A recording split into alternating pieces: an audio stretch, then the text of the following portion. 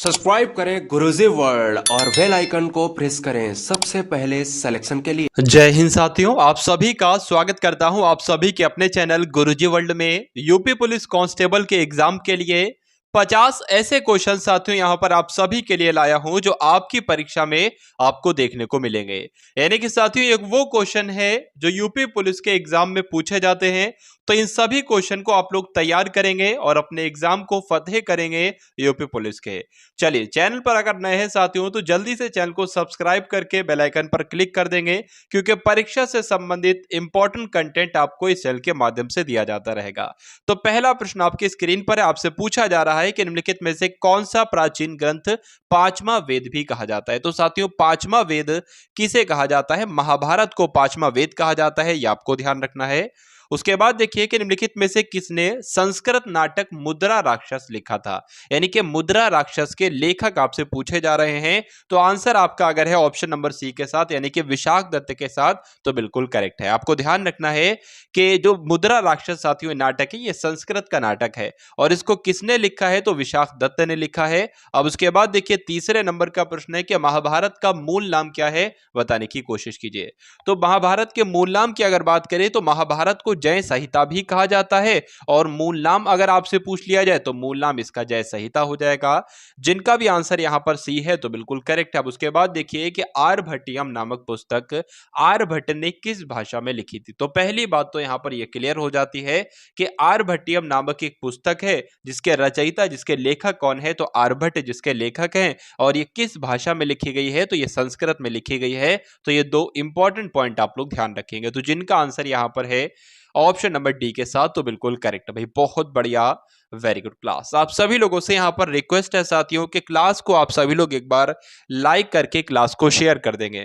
13वीं सदी में बख्तियार खिलजी ने बंगाल के किस राजा को पराजित किया था? तो 13वीं सदी में साथियों बख्तियार खिलजी ने बंगाल के लक्ष्मण सिंह ये राजा थे यहाँ के, तो इनको पराजित किया था, इसलिए आंसर आपका ऑप्शन नंबर बी हो जाता है। उसके बाद देखिए काकतीय राजवंश का अंत निम्नलिखित में से किसके द्वारा किया गया था? तो काकतीय वंश की यहाँ पर बात चल रही है साथियों, किसके द्वारा इसका अंत किया गया था? दिल्ली सल्तनत के शासकों के द्वारा इसका अंत किया गया था, इसलिए आंसर आपका ऑप्शन नंबर डी हो जाता है। अब उसके बाद देखिए साथियों के लगभग 84 साल तक उपमहाद्वीप में शासन करने वाला पहला मुस्लिम वंश कौन सा था? मुगल वंश, खिलजी वंश, तुगलक वंश या गुलाम वंश? तो आपको यहाँ पर ध्यान जो रखना है वो गुलाम वंश ध्यान रखना है, ठीक है साथियों। तो 84 सालों तक उपमहाद्वीप में शासन करने वाला पहला मुस्लिम वंश था यह गुलाम वंश था। जिनका भी आंसर यहाँ पर डी है तो बिल्कुल करेक्ट है। अब उसके बाद देखिए कि घाघरा का युद्ध साथियों कब लड़ा गया था? 1523 में, 29 में, 25 में या 1526 में? तो यहाँ पर आपका राइट आंसर जो होगा साथियों वो 1529 के साथ जाएगा, क्योंकि घाघरा का युद्ध साथियों 1529 ईस्वी में लड़ा गया था भाई, बहुत बढ़िया, वेरी गुड क्लास। अब उसके बाद देखेंगे अगले नंबर का प्रश्न है कि निम्नलिखित मस्जिदों में से किसका निर्माण मुगल सम्राट शाहजहां के द्वारा किया गया था? तो साथियों 4 ऑप्शन आपके सामने है, इनमें से कौन सा एक ऐसा ऑप्शन है जहां पर मुगल सम्राट शाहजहां के द्वारा मस्जिद का निर्माण करवाया गया था? कौन सी ऐसी मस्जिद थी? तो जो साथियों दिल्ली में जामा मस्जिद है, इस जामा मस्जिद का निर्माण किसके द्वारा करवाया गया था? तो शाहजहां के द्वारा करवाया गया था, इसलिए आंसर आपका जो जाएगा ऑप्शन नंबर ए के साथ जाएगा। और जिनका भी आंसर यहां पर ए है तो बिल्कुल करेक्ट है। उसके बाद देखिए कि निम्नलिखित में से कौन सा स्मारक मध्य प्रदेश राज्य में स्थित नहीं है? तो मध्य प्रदेश राज्य में साथियों कौन कौन सा स्मारक स्थित है? तो अगर बात करें साथियों असीरगढ़ भी है, बांधवगढ़ भी है, ग्वालियर का किला भी है, लेकिन जंजीरा का किला नहीं है। लेकिन स्थायी बंदोबस्ती लागू होने के समय वर्धमान का राजा कौन था? आबूरे था, तेजचंद था, संगम राय था या मोहताब चंद था? यहाँ पर अगर साथियों आंसर की बात करेंगे तो तेजचंद का नाम आपको ध्यान रखना है। क्यों ध्यान रखना है? क्योंकि स्थायी बंदोबस्त लागू करने के समय वर्धमान का जो राजा था उसका नाम तेजचंद था। अब उसके बाद देखेंगे साथियों 13वें नंबर का प्रश्न आपकी स्क्रीन पर है, आपसे पूछा जा रहा है कि भारत में पहली यात्री रेलगाड़ी निम्नलिखित में से किस राज्य में शुरू की गई थी?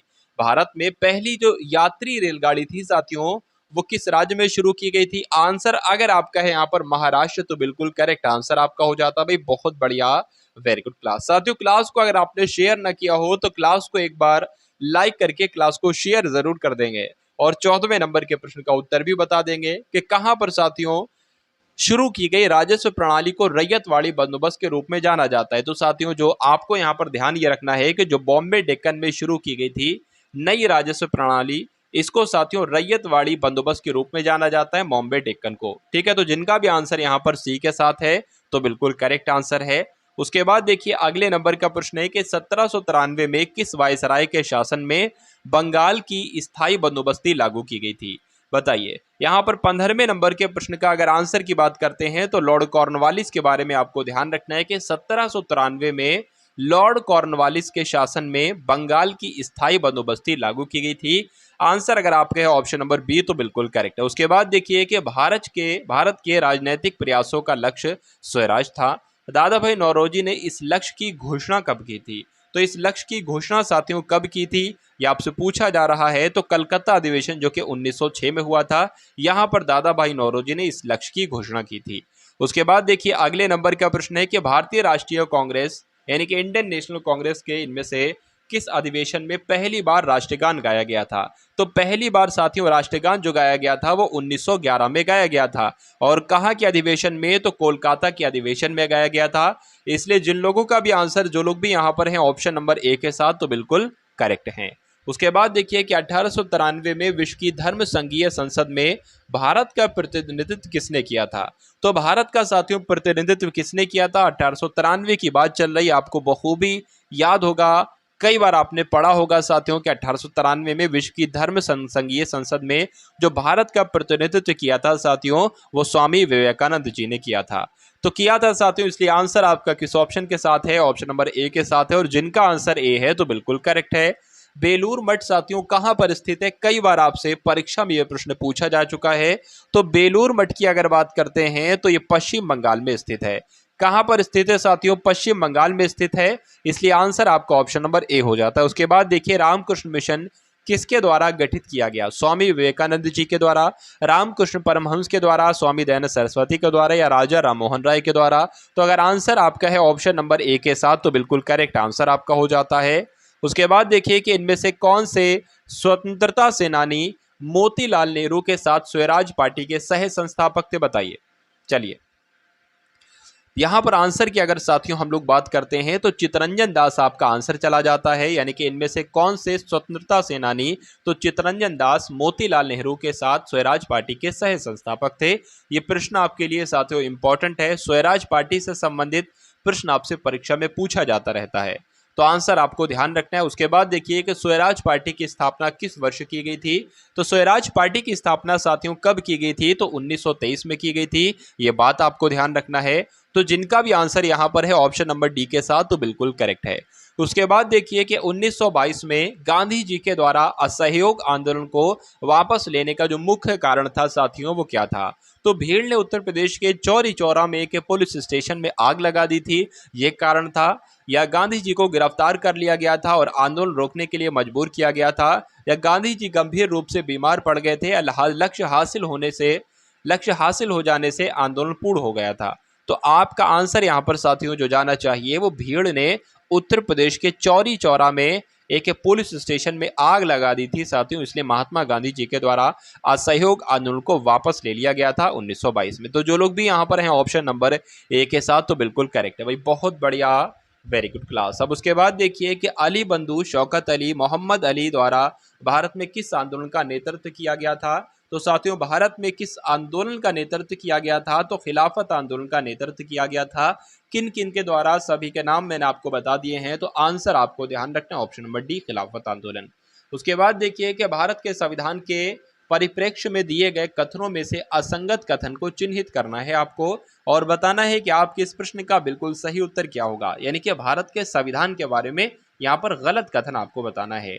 यह भारत की नियमावली पुस्तक है तो बिल्कुल सही। इसे कानूनी शासन को कूटबद्ध किया गया है तो बिल्कुल सही। यह मूलभूत राजनीतिक मूल्यों को प्रतिबिंबित करती है तो बिल्कुल सही। यह एक वैधानिक दस्तावेज नहीं है तो यह आपका गलत हो जाएगी, एक वैधानिक दस्तावेज है। तो आंसर आपका किस ऑप्शन के साथ जाएगा? ऑप्शन नंबर डी के साथ जाएगा। अब उसके बाद देखिए कि किस कैबिनेट मिशन ने भारतीय संविधान के निर्माण के लिए संविधान सभा का प्रस्ताव रखा था? तो वो साथियों कौन सी योजना थी बताने की कोशिश करेंगे। कैबिनेट मिशन योजना साथियों वो योजना थी 1946 वाली। ठीक है, 1946 यहाँ पर राइट आंसर होगा। संविधान सभा के पहले सत्र का आयोजन कब हुआ था? 1948 में, 46 में, 49 में या 1947 में? तो यहाँ पर साथियों आपका आंसर जो जाना चाहिए वो ऑप्शन नंबर बी के साथ जाना चाहिए। यानी कि आपसे अगर परीक्षा में ये पूछ लिया जाए कि संविधान सभा के पहले सत्र का आयोजन कब हुआ था, तो 1946 में हुआ था। ये आपको ध्यान रखना है। उसके बाद देखिए अगले नंबर का प्रश्न है। यहाँ पर साथियों आपसे क्या पूछा जा रहा है कि भारत का सर्वोच्च कानून किसे माना जाता है? भारत के संविधान को, जनतंत्र को, अंबेडकर की शिक्षाओं को या धर्मनिरपेक्षता को? तो अगर भारत का सर्वोच्च कानून की यहाँ पर बात आएगी तो भारतीय संविधान का नाम सबसे पहले आएगा। यानी कि सर्वोच्च कानून जो है साथियों वो संविधान ही है। ठीक है, इसलिए आंसर आपका किस ऑप्शन के साथ जाएगा? ऑप्शन नंबर ए के साथ जाएगा। उसके बाद देख लीजिए कि पहला लोकपाल विधेयक भारत की संसद में कब पेश किया गया? 1967 में, 1966 में, 1968 में या साथियों 1969 में? तो इस प्रश्न का आंसर की अगर बात करेंगे तो 1968 आपके इस प्रश्न का बिल्कुल सही उत्तर चला जाएगा। यानी कि पहला लोकपाल विधेयक भारत की संसद में 1968 में पेश किया गया था। सिंपल सा प्रश्न और सिंपल सा पॉइंट आपको ध्यान रखना है। पहली बार प्रधानमंत्री पद की शपथ लेते समय इनमें से किसकी आयु सबसे ज्यादा थी?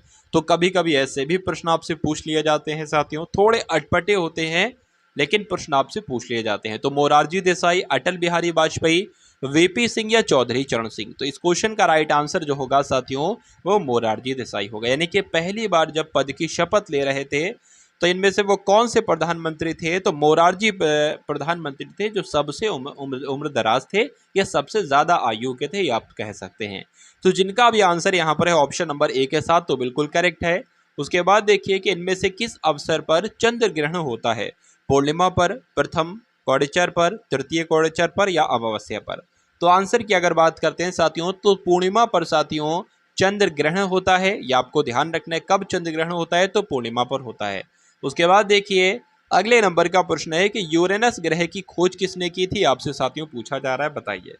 तो गैलीलियो गैलीली ने, क्रिस्टियन ह्यूगेंस ने या सर विलियम हर्शल ने या निकोलॉस कॉपरनिकस ने? तो सर विलियम हर्शल का नाम आपको ध्यान रखना है। अगर हर्शल भी आप लोग याद रखते हैं तो आंसर तक आप लोग पहुंच जाओगे। तो यूरेनस की खोज साथियों किसने की? हर्शल ने की, यानी कि सर विलियम हर्शल ने की। उसके बाद देखिए अगले नंबर का प्रश्न आपकी स्क्रीन पर है। आपसे पूछा जा रहा है कि किस ग्रह के एक चंद्रमा का नाम गैनीमीड है? बताइए।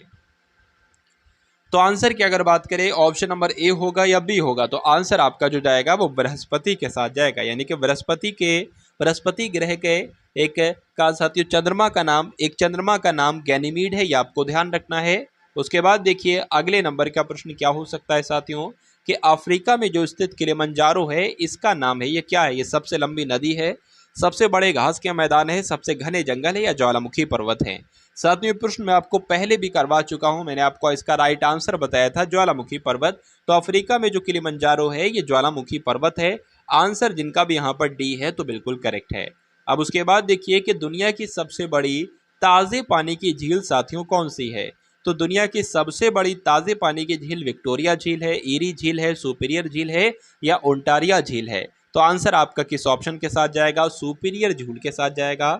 तो जिनका भी आंसर यहाँ पर है ऑप्शन नंबर सी के साथ तो बिल्कुल करेक्ट है भाई, बहुत बढ़िया, वेरी गुड क्लास। अब उसके बाद देखेंगे अगले नंबर का प्रश्न है कि विश्व की सबसे गहरी झील कौन सी है? बैकाल झील, न्यासा झील, क्रेटर झील या टंगानिका झील? बताइए। इस क्वेश्चन के राइट आंसर की बात करें तो बैकाल झील अगर आपका उत्तर है तो बिल्कुल करेक्ट आंसर आपका हो जाता है। यानी कि विश्व की सबसे गहरी झील की बात आती है तो बैकाल झील का नाम सबसे पहले आता है। पटाखा किस देश की मुद्रा है साथियों? प्रश्न मैंने आपको शायद एक आध दिन पहले भी करवाया था, तो आपको ध्यान रखना है मकाऊ जो है ये पटाखा देश की मुद्रा है। ये साथियों क्वेश्चन आपके लिए इसलिए लाया है कि आपने 2 दिन पहले अगर आपने ये क्वेश्चन पढ़ा है तो क्या अब आप इसका उत्तर देने को हो तैयार हो या नहीं दे पा रहे हो? अगर नहीं दे पा रहे हो तो बहुत गंदी बात है, और दे पा रहे हो तो बहुत अच्छी बात है। यानी कि पटाखा किस देश की मुद्रा है? तो मकाऊ देश की मुद्रा साथियों पटाखा है। उसके बाद देखेंगे अगले नंबर का प्रश्न है, निम्नलिखित में से दक्षिण अफ्रीका की प्रशासनिक राजधानी कौन सी है? आपसे पूछा जा रहा है साथियों। तो दक्षिण अफ्रीका की प्रशासनिक राजधानी डरबन है, केपटाउन है, प्रिटोरिया है या ब्लूमफोंटेन है? तो कौन सी है साथियों? प्रिटोरिया नाम आपको ध्यान रखना है, ये दक्षिण अफ्रीका की प्रशासनिक राजधानी है। इसलिए जिनका भी आंसर यहाँ पर है ऑप्शन नंबर सी के साथ तो बिल्कुल करेक्ट है। उसके बाद देखिए जापान देश की राष्ट्रीय पोशाक साथियों कौन सी है? बताइए। जापान देश की राष्ट्रीय पोशाक जो है वो किमोनो है, ये आपको ध्यान रखना है। उसके बाद देखिए कि यूरोपीय संघ की आधिकारिक मुद्रा निम्नलिखित में से कौन सी है। तो यूरोपीय संघ की आधिकारिक मुद्रा यूरो है, येन है, पौंड है या साथियों डॉलर है। तो यूरो का नाम आपको ध्यान रखना है, क्यों? क्योंकि यूरोपीय संघ की आधिकारिक मुद्रा अगर आपसे पूछी जाए तो यूरो आपको बताना है। अब उसके बाद देखिए साथियों, नेक्स्ट नंबर का प्रश्न आपकी स्क्रीन पर है। साथियों यहाँ पर मैं आपको बता देना चाहता हूँ कि गुरुजी वर्ल्ड चैनल के माध्यम से आपको बिल्कुल निःशुल्क कंटेंट दिया जा रहा है, और वो कंटेंट दिया जा रहा है जो परीक्षा के लिहाज से सबसे इंपॉर्टेंट है। यानी कि एग्जामिनर का साथियों माइंड सेट देखने की कोशिश की जा रही है कि किस प्रकार के क्वेश्चन एग्जामिनर के द्वारा परीक्षा में रखे जाते हैं, कौन कौन से टॉपिक साथियों एग्जामिनर के मस्तिष्क में घूम रहे हैं। यानी कि साथियों जिन जिन टॉपिक से एग्जामिनर के द्वारा सबसे ज़्यादा प्रश्न उठाए जाते हैं उन सभी टॉपिक्स को भी कंप्लीट करवा दिया जाएगा प्रश्नों के माध्यम से, और मॉक टेस्ट के माध्यम से आपका पूरी सामान्य ज्ञान का रिवीजन भी होता रहेगा, और हर एक टॉपिक के क्वेश्चन भी आप लोग देखते रहेंगे कि किस किस टाइप के क्वेश्चन बन रहे हैं। तो ये साथियों जितनी भी गुरुजी वर्ल्ड चैनल पर क्लासेस चलती हैं 2 से 3 तो ये डेली साथियों क्लास आप लोग लिया कीजिए। इससे आपकी सामान्य ज्ञान में आपको कोई दिक्कत महसूस नहीं होगी परीक्षा में। ठीक है साथियों, चलिए अब देखिए 44वें नंबर का प्रश्न। इसका राइट आंसर आपको बताना है कि फ्रांस की राजधानी शहर कौन सी है। तो फ्रांस की राजधानी साथियों पेरिस है, इसलिए आंसर आपका किस ऑप्शन के साथ जाएगा? तो ऑप्शन नंबर ए के साथ जाएगा। और जिनका भी आंसर यहाँ पर ए है तो बिल्कुल करेक्ट है। कोलंबो किस देश की राजधानी है? बांग्लादेश की, म्यांमार की, नेपाल की या साथियों श्रीलंका की? तो इस क्वेश्चन के राइट आंसर की अगर बात करें तो श्रीलंका की साथियों राजधानी क्या है? श्रीलंका की राजधानी कोलंबो है। या पूछ लिया जाए कोलंबो किस देश की राजधानी है, तो कोलंबो श्रीलंका देश की राजधानी है। तो जिनका भी आंसर यहाँ पर ऑप्शन नंबर डी है तो बिल्कुल करेक्ट है। अब उसके बाद देखिए कि निम्नलिखित में से कौन सी बेलारूस की राजधानी है, बताइए। मिन्स्क है, ब्रुसेल्स है, बाकू है या मोरोनिक है? बताइए भाई।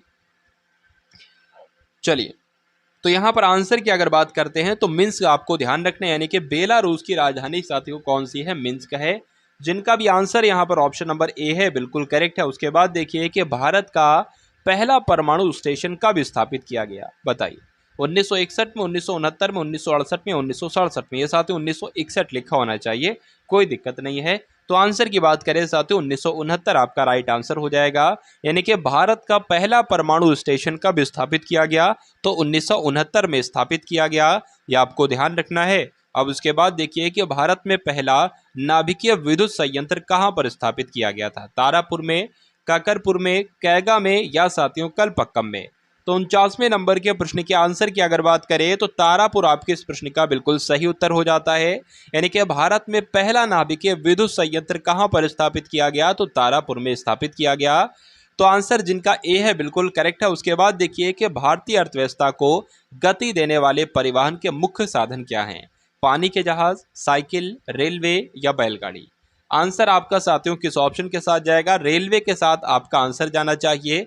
और जिनका भी आंसर यहाँ पर ऑप्शन नंबर सी है तो बिल्कुल करेक्ट है। चलिए भाई, ठीक है साथियों, तो यह सामान्य ज्ञान के 50 अति महत्वपूर्ण प्रश्न। उम्मीद करता हूँ क्लास आपको पसंद आई होगी।